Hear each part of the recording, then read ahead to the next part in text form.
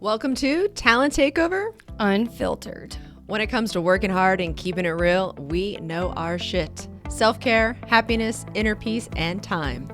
I'm Brianna Rooney, and this is Taylor Bradley. Hey, y'all. And we have thrived in chaos and turned it into an art form. So Taylor, what are we doing here today? We're here to give you a raw, under-the-hood view of all things recruiting and finally give credit where credit is due to a long underrated industry that's full of quote-unquote experts. All right. Well, then let's take this show to the road. Hello, welcome to Talent Takeover Unfiltered. So I'm super excited to welcome Crystal Hun and, of course, Taylor Bradley. We are talking about how to build your recruiting and TA career with data. Crystal, how are you doing this morning? I'm doing great. I'm super excited to talk about numbers early in the morning.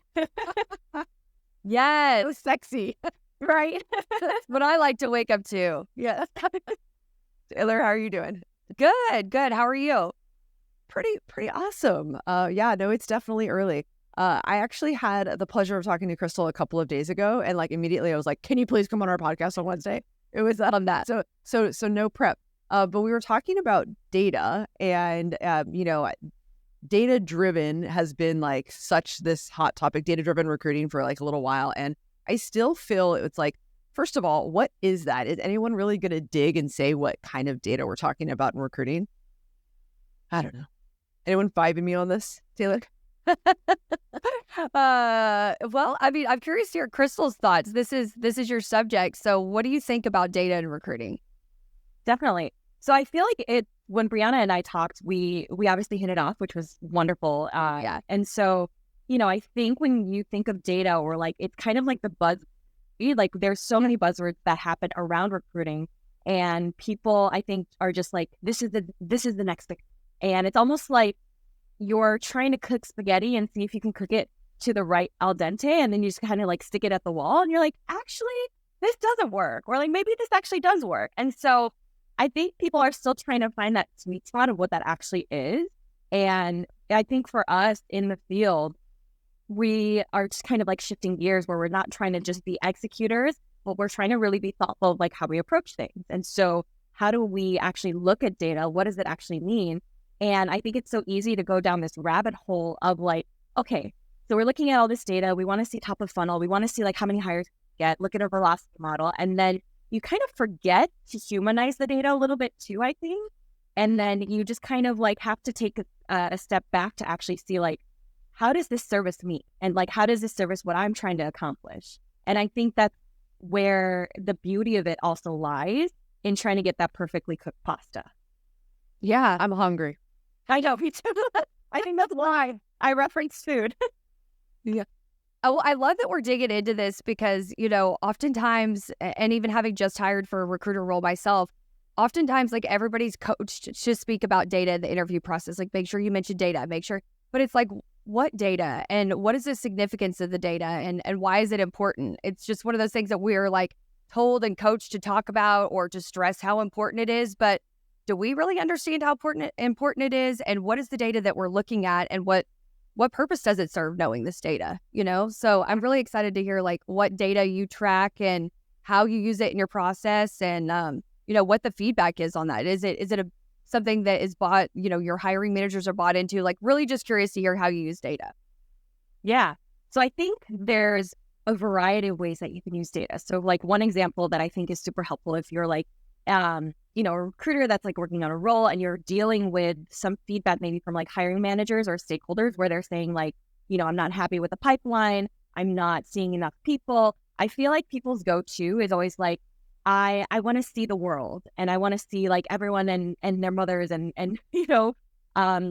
everything that just kind of allows them to just have visibility. So I think that is one of the key takeaways, is that they want to understand what is actually happening. So how do you kind of look and articulate what exactly you're dealing with, because you're on the ground and they're not? So how do you get them to kind of see your point of view and give them perspective? So I think that's really the key takeaway, is being able to come through and help you understand what that actually means.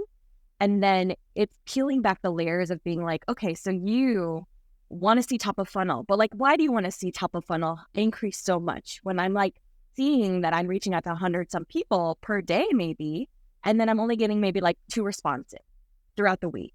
But like they're not seeing that effort being made. And so because you're not giving them the clarity or context, I think that is where a lot of disconnect happens. And so how do you then use the data to be able to show them, hey, I reached out to like 500 people this week. Only 2 responded. Like, I'm doing the job. I'm doing my work. I'm going out there and trying to like market this role and like find a really great talent for you. But there's only so much I can do. And so that's maybe why you're not seeing this, and maybe why you're thinking, I want to see a funnel.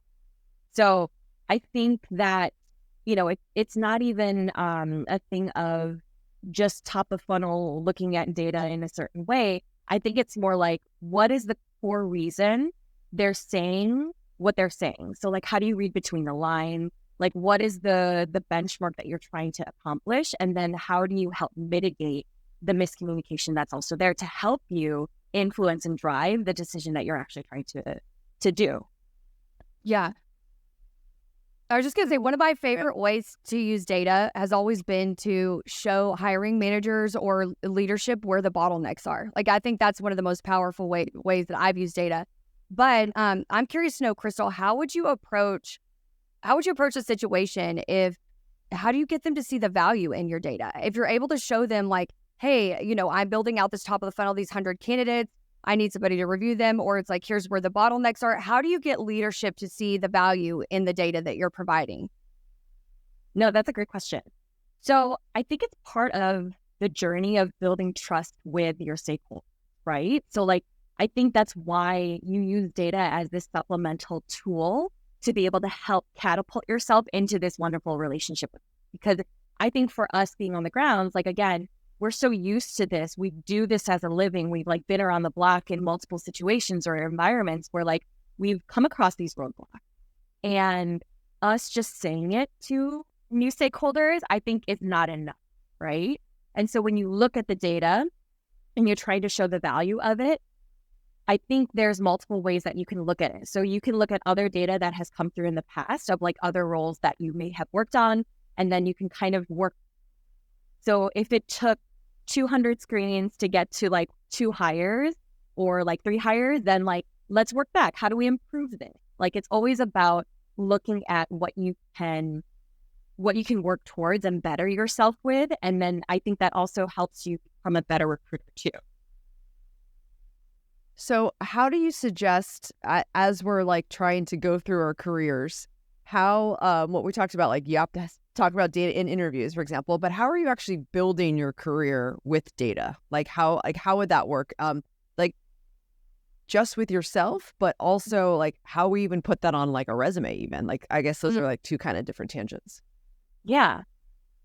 I wonder if that's a great question. I think one of the important things to know when you are building and growing yourself within this field and looking at data is the impact that you made with it.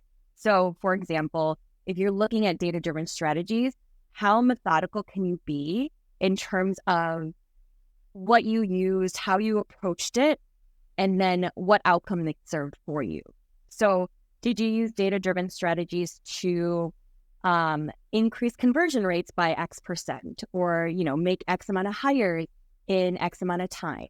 So I think when you are digging into and writing your little bullet points on your resume so that you can stand out, I think you can look at it in those 2 ways, where it's like, what did you do in terms of data to increase conversion, top of funnel, or like response rates, I think is obviously key if you're in a sourcing role and you're kind of full cycle and you want to showcase that you have strong messaging.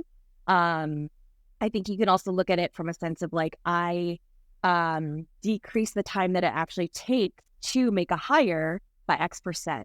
And so I think you can show data in your metrics and value of like what you've been able to accomplish, but then also on the flip side, like we talked about, describing or articulating that story of how you use data to influence those business decisions to overcome maybe like working with a difficult hiring manager or, building that great relationship along the way. I love that.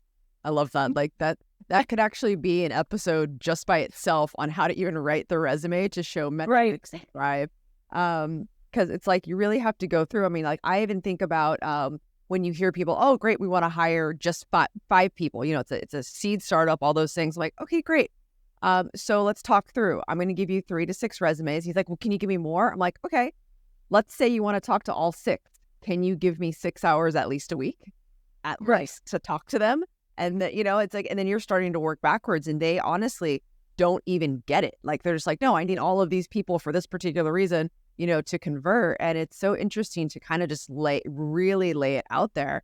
I mean, and that's just like on a small scale. Right. It's so interesting that you also bring that up, because like I was actually talking to another TA professional the other day, and they were saying how they were complaining, or like a stakeholder was complaining to them saying that they weren't seeing enough candidates. And they were, you know, blaming recruiting, because I think we're always the stepchild of the people function. And so you're kind of always easy to blame. And so, you know, they were saying how, you know, the stakeholder was complaining to them, blaming recruiting, they wasn't happy with their recruiting partner. But little did they know that like the reality was that they were declining all of the interviews that entire week because they were quote unquote busy. And then that was delaying the process. So like, you know, it's one of those things where how do you then like create and like give visibility and then educate stakeholders of like, okay, this is actually what's happening. And then it just only helps you instead of putting you on the spotlight, because you are that, you know, step golden child that you're trying to also be. A step. Do you feel that way too? Oh, I've heard that. Don't you also feel like recruiting a little bit of like, you're this little step, like you're kind of like the black sheep of things, and then like, you know. Yeah, forever. That's like putting it lightly to how we've described it on this podcast historically. No, we talk about that a lot. That you know, we talk about, Crystal, how it, you know, recruiting never got the respect it deserved until what was it, like 2021, and then we had a good year, like 1 year, where maybe a year and a half. I mean, and it was like then it's right back to where we started. You know, where recruiters and TA professionals are like the first ones to be let go. I mean, we all see it in this market right now. Like it's happening every single day. Still, there's layoffs. So, you know, it's how do we get them to see the value in recruiting, which is why I asked the question of like, if your key stakeholders don't value data, how do you get them bought into it? If they don't value it, they don't care. You could show them the data, they don't care. And that's where, you know, I've been asked that question. I've been in that experience myself personally. And my belief on it is that if they're not bought into it and they don't see the value in it at the top down, we're talking about the highest levels down, I think it makes the recruiter's job pretty challenging for so many reasons, but it makes the data a moot point. I mean, if they don't care about the data, I mean, it's obviously indicative of a ton of other things with the organization. If they don't care about the candidate experience, the data, all of the things the data shows you, which is like the brand, the candidate experience, all these different things, I didn't have an answer for them. And my own experience was like, you could try to show it to them in spreadsheets. You can try to put it in a PowerPoint presentation. Like there's all these different ways that you could try to show it to them. But if they ultimately don't care, you're kind of trying to fight a losing battle. And so that's where my comment to them was like, more so just pick and choose your battles and, you know, but keep all this data for yourself, because if it ever comes back, like what you were saying, Crystal, about, well, you've declined all the invites for the interviews. So if it comes back to where a recruiter is getting reprimanded or in trouble or whatever the case is, hand slapped for not filling a role, at least they have the data and the metrics and are able to show, well, here's what I accomplished and when. Here's where, you know, the invites you declined. They're at least able to tell their story, and it backs up and validates, you know, the work that they've done on the role. Not just like, oh, well, you failed because you didn't get this hire. The data will help you make your case if it ever comes to a situation where you're getting in trouble for the role not being filled for circumstances that are outside of your control. Exactly. The data is also like your receipt, right? Yeah. It's exactly what's going to help you later on. And it's so funny that you bring that up, because there was one moment where I was actually working on a design role or a product role. Yes, it was a product role. And we just were not finding the right candidates, apparently, that were going through the process. And I was trying to show the data, and I created this wonderful spreadsheet, and I love color coding. And I was like, all right, this is wonderful. I'm going to present this. I started presenting it because we were missing all the benchmarks. I highlighted all of the conversion rates of where we were missing like things, and like what my suggestion were so that we can kind of like get the ball rolling a little bit more. And she honestly could care less. And I was like, well, you know what? I am proud still that I spent like a few hours on this document, because now when we kind of go back to it, at least I tried something. And like I tried to find solutions. This was what it was. But like you said, it's like almost, it felt like a losing battle where you just didn't care. And sometimes you do have to pick and choose, like, okay, so I wanted to show you the data. This was my kind of Hail Mary. Let's then go back to the drawing board to see like, what is it that you actually want now? Like, what are you truly unhappy? Is it that you just don't want to partner with? Or like, is it because you never know. Or is it the fact that you just truly want to see everyone under the sun? And then I think that in our role kind of goes back to the beginning of sometimes you just have to like manipulate things a little bit, show them great candidates, show them not so great candidates, and being like, make your pick kind of deal. So you go back to basics on that one too sometimes. Yeah. Well, that's kind of like a FOMO effect. Like it's like you're missing out. So I'm dating right now, but like that's kind of like on the app. So it's like, well, I don't want to turn it off because what if? Exactly. Oh, and it is kind of silly where it's like, what is this going to be like a never ending story? And then you're not actually going to then hire, and you're not going to then get this project done. And then you're not going to hit those numbers. It all again goes trickling back to the data. But okay, I'm going to push back on this data thing, because here's what I've noticed. I would love to hear your thoughts. Data matters when things aren't going well. So how do we still care about data when it's going really well? And we, like you talked about, we want to show how we're getting better and better and better, but you realize like they only ask for data and you're really only showing it when it's not working. Yeah. So I think it's one of those things where consistency, right? I think for us in recruiting, when you're looking at data, there's always like the basic benchmark. And it's one of those things where, you can also leverage like your ATS systems, right? And I think that's why you have things in place looking at data integrity so that you can continuously have it at your helm if you really need to pull, right? So you can do it on, I think if you meet with your hiring managers or stakeholders weekly, or you have like weekly talent meetings, I think it's always important to put at least 5 minutes off to the side, being like, okay, this is the health of how we're benchmarking, or how we're trending in terms of like our conversions. We're above market, or like we're above the industry, or like we're a little bit below. Maybe one of the next topics that we do in the next meeting is talk about like our email messaging strategies, or like, let's do this. So like, at least then you can also add value to your actual meetings too, and like have a little bit of meat along the way. But I think once you use it as, or like not necessarily think of data as like, I only want to do it, or I only want to pull it when I really need it. I think that's when you start separating, or like putting a hierarchy on data and the relationship that you have with it, when it's not going to go away, right? It's constantly there. And so that's when I think, we fall prey to the fact that, people only want to see the data and you're scrambling for it. That's what you don't want to do when things are going, maybe not as well as you really want them to. And so I think when you start approaching data as like, the little like flavor water packet that just help you and, keep you hydrated along the way with electrolytes, I think when you constantly look into it, I love it.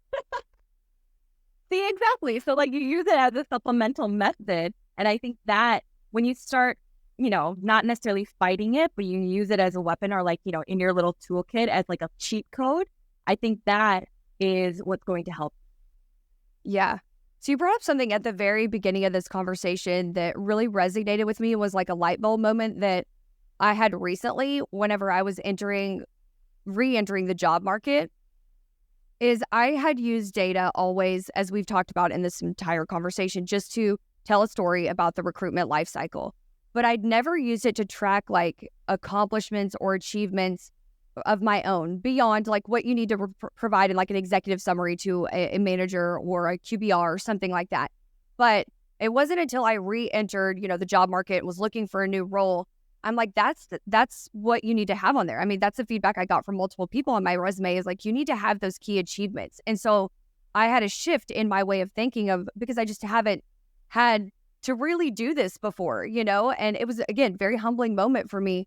But I was like, I need to start keeping track of this key accomplishments and achievements at every single role, just like my own running data list of what I've accomplished. If I successfully hired, a CFO in 18 days, well, that tells a story. And I need to just keep track of that versus like what have you done for me lately? And that's what I've always done, is just like and then on to the next one and on to the next. But I've never kept a running list for myself. It's like a document that I continuously update for each company, not just in addition to your resume, because I think this is where it's going to go. That's what the data helps with, is your resume. But still just having those that you can refer back to, even whenever you're interviewing and being asked those questions about like, what was the most notable achievement you had at X company? It's just that point of that data that you have right there accessible. And it should be a running list that you're just continuously updating as you achieve milestones or what you feel are great things in your roles at your companies.